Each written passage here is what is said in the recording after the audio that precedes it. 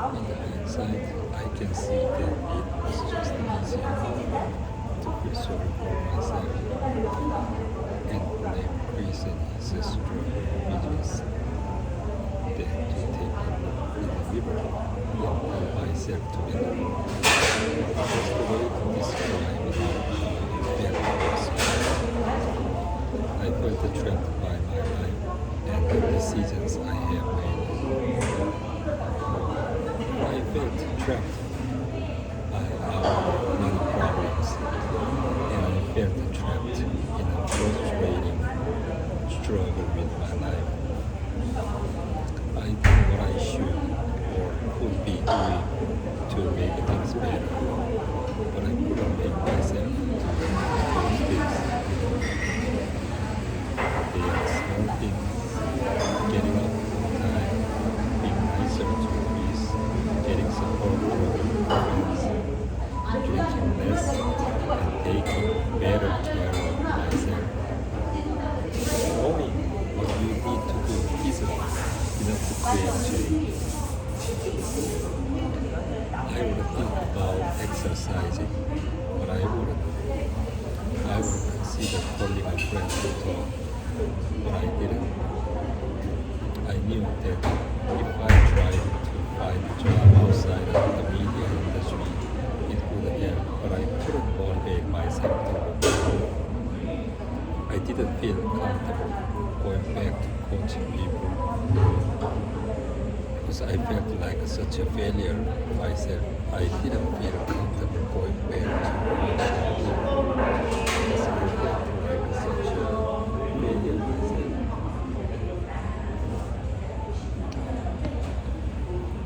I knew what I needed to do, but I couldn't make myself take action.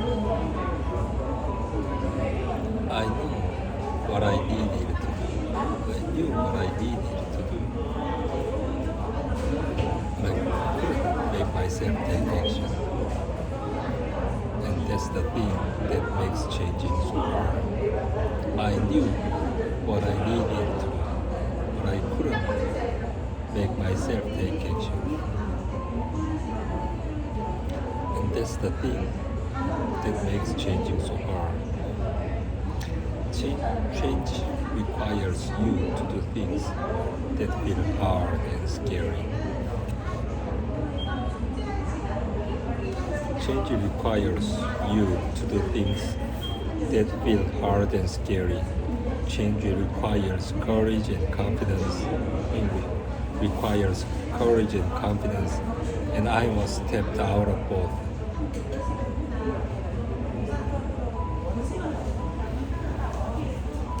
What I did do was spend a lot of time thinking. Thinking made everything worse. What I did do was spend a lot of time thinking. Thinking made everything worse. The more I thought about the situation that we were in, the more afraid I felt.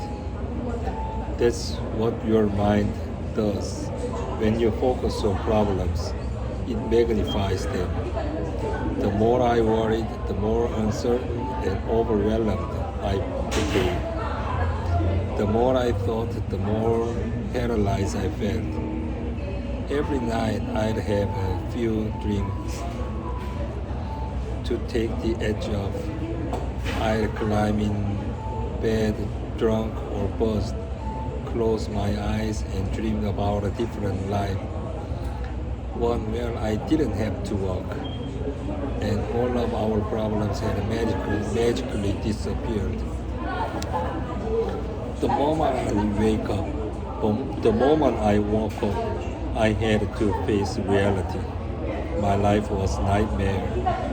I was 41, unemployed, in financial ruin, struggling with a drinking problem, and had zero confidence in my husband's ability to fix our problems. That's where the snooze button came in. I hit it 2, 3, or 4 times a morning. When I hit that snooze button, it was the one moment every day where I actually felt like I was in control. When I hit that snooze button, it was the one.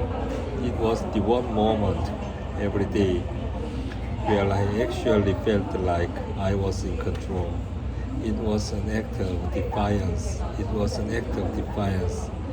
It was as if I were saying, oh yeah, take that life. I'm getting up right now.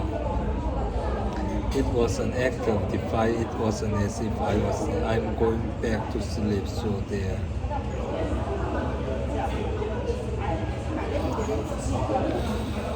By the time my family got up, Chris had already left for the restaurants. The kids were in various states of grace, and the school bus was long gone. To say mornings were chaotic would be putting it politely. They were a train wreck. We were always late. I forgot lunches, backpacks, gym bags, and permission slips as we raced down the floor. I felt ashamed by the number of calls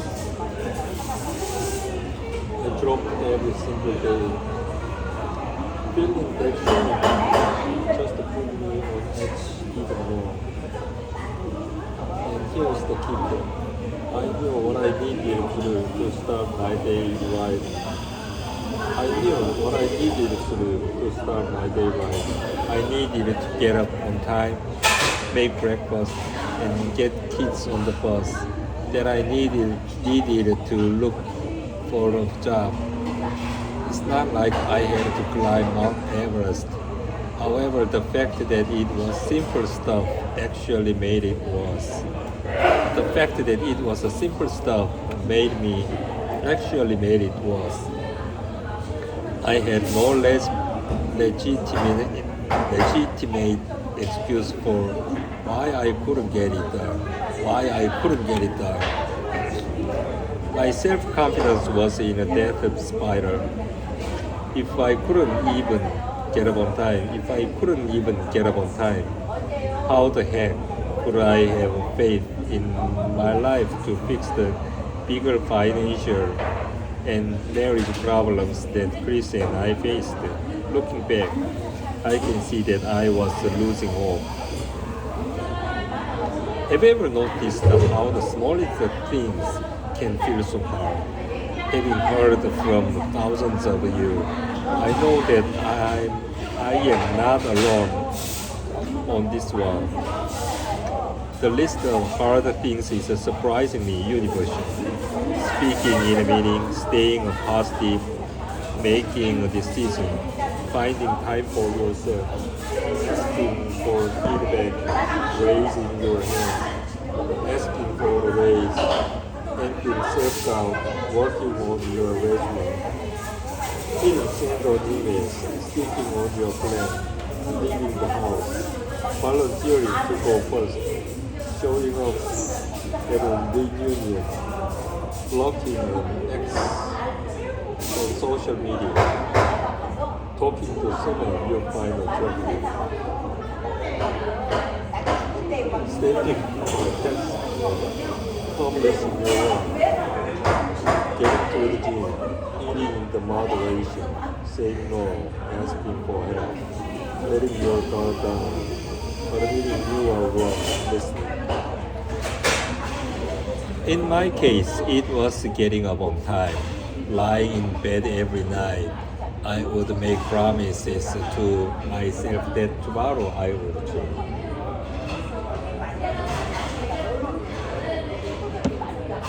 Tomorrow I will change. Tomorrow I will wake up earlier. Tomorrow I will have a better attitude and try a little harder. I will go to the gym. I will be nice to my husband. I will eat healthy. I won't drink so much. Tomorrow I will be the future me.